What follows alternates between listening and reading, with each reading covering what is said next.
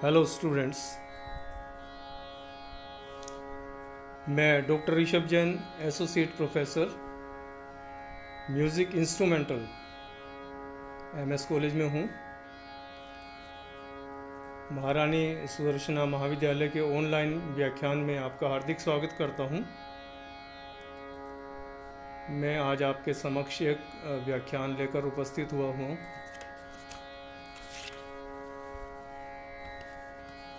आप सभी लोगों के लिए संगीत एक नया विषय होगा।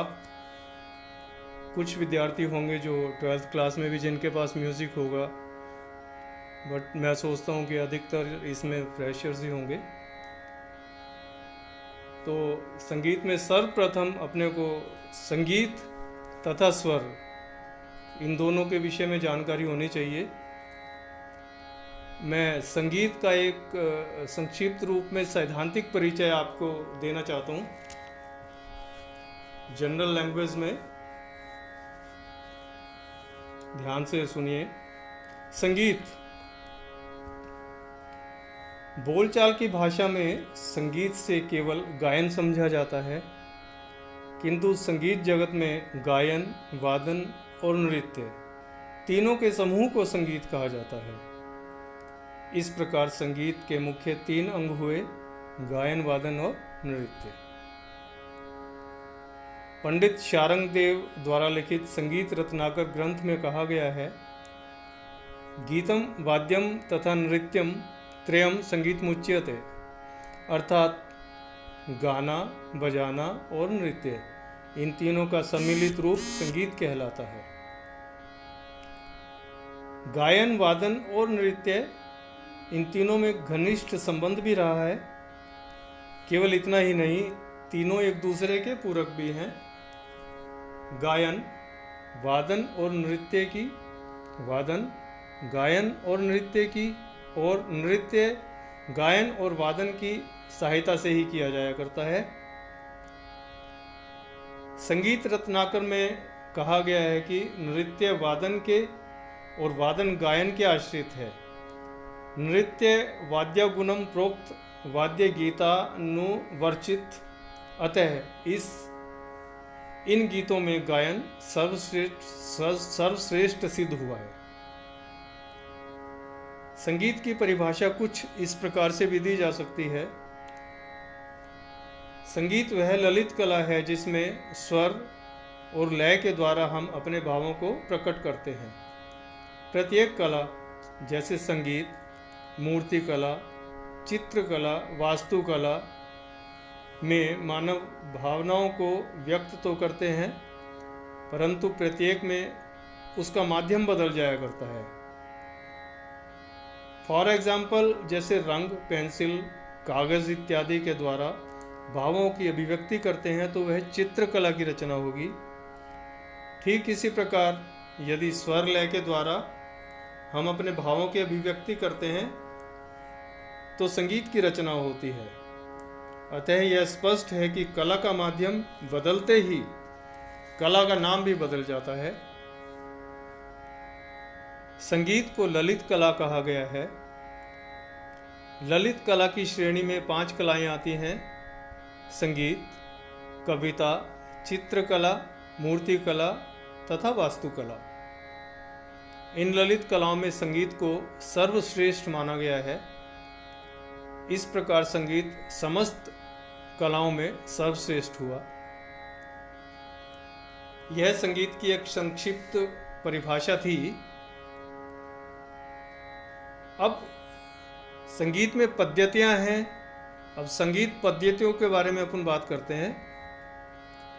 भारतवर्ष में मुख्य रूप से 2 प्रकार का संगीत प्रचार में है, जिन्हें संगीत पद्धति कहते हैं। उनके नाम हैं उत्तरी अथवा हिंदुस्तानी संगीत पद्धति और दक्षिणी अथवा कर्नाटक संगीत पद्धति।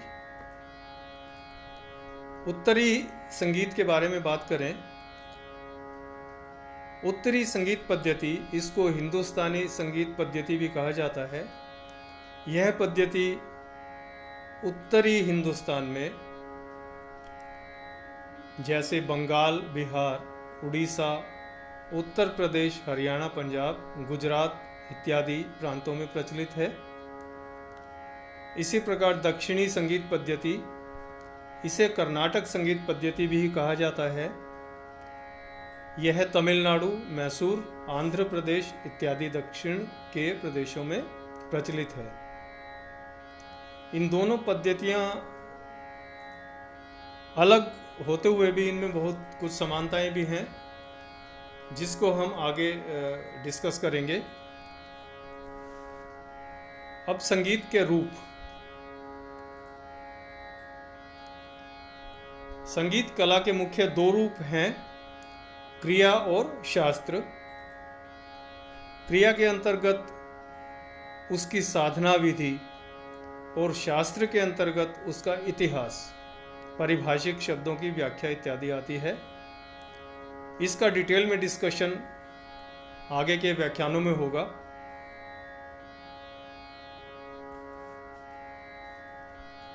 ये छोटी सी परिभाषा थी संगीत की।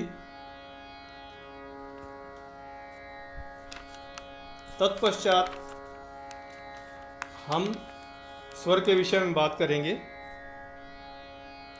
आइए अब हम स्वरों का अध्ययन करें। स्वर। संगीत में स्वर क्या है?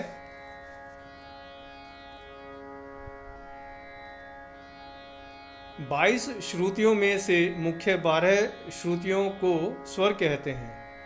अब इसमें श्रुति एक नया शब्द आया है। हर स्वर किसी न किसी श्रुति पर स्थापित है। श्रुतियों की संख्या 22 है। इसका भी डिटेल में आगे डिस्कशन किया जाएगा। अभी केवल यह जानना उपयुक्त है कि स्वर श्रुतियों पर स्थापित होते हैं। ये स्वर सप्तक के अंतर्गत थोड़ी थोड़ी दूरी पर फैले हुए हैं। इन स्वरों के नाम हैं षडज, ऋषभ, गंधार, मध्यम, पंचम, धैवत और निषाद।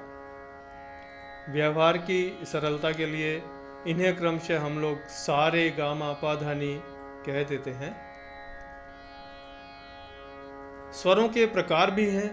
स्वरों के प्रकार मुख्य 2 प्रकार माने गए हैं, शुद्ध स्वर तथा विकृत स्वर। शुद्ध स्वर के बारे में बात करें। 12 स्वरों में से 7 मुख्य स्वरों को शुद्ध स्वर कहा जाता है। दूसरे शब्दों में जब स्वर अपने निश्चित स्थान पर रहते हैं तो शुद्ध स्वर कहलाते हैं। सप्तक में इनका स्थान शास्त्रकारों द्वारा निश्चित किया जा चुका है।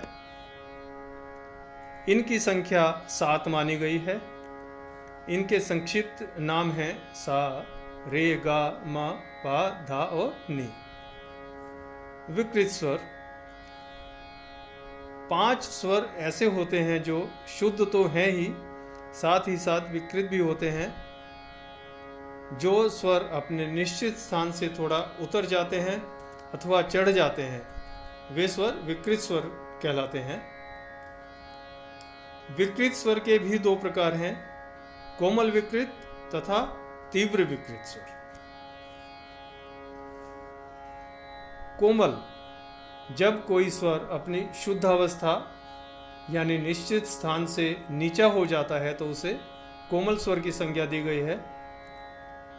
तीव्र स्वर, जब कोई स्वर अपनी शुद्ध अवस्था यानी निश्चित स्थान से ऊपर चला जाता है तो उसे तीव्र विकृत स्वर कहते हैं।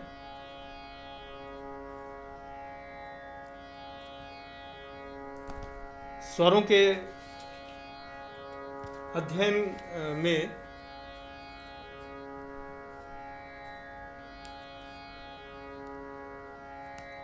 उनको शुद्ध, कोमल व विकृत 3 स्वरों में विभाजित किया गया है, जिसकी हमने अभी चर्चा की। एक बार फिर से, शुद्ध स्वर 7 होते हैं, षडज, ऋषभ, गंधार, मध्यम, पंचम, धैवत और निषाद। व्यवहार की सरलता के लिए इन्हें क्रमशः सा, रे, गा, मा, पा, धा और नी कहा जाता है। इन स्वरों की पहचान के लिए इनमें किसी भी प्रकार का चिन्ह प्रयोग नहीं किया जाता। ये है स्वरों का सैद्धांतिक रूप है। कोमल स्वर यानी कोमल विकृत स्वर, ये संख्या में 4 होते हैं। ऋषभ, गंधार, धैवत और निषाद।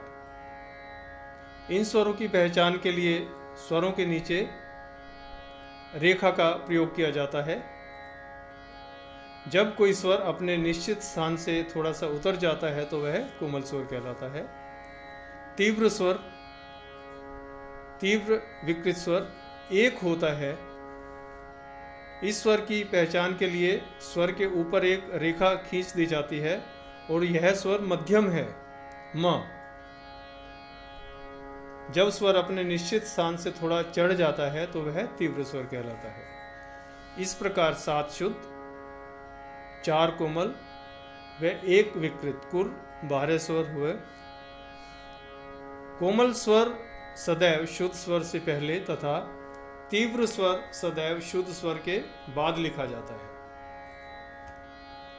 क्रमानुसार स्वर लेखन इस प्रकार से है: सा, कोमल रे, शुद्ध रे, कोमल गा, शुद्ध गा, शुद्ध म, तीव्र म, पा, कोमल धा, शुद्ध धा, कोमल नी तथा शुद्ध निषाद।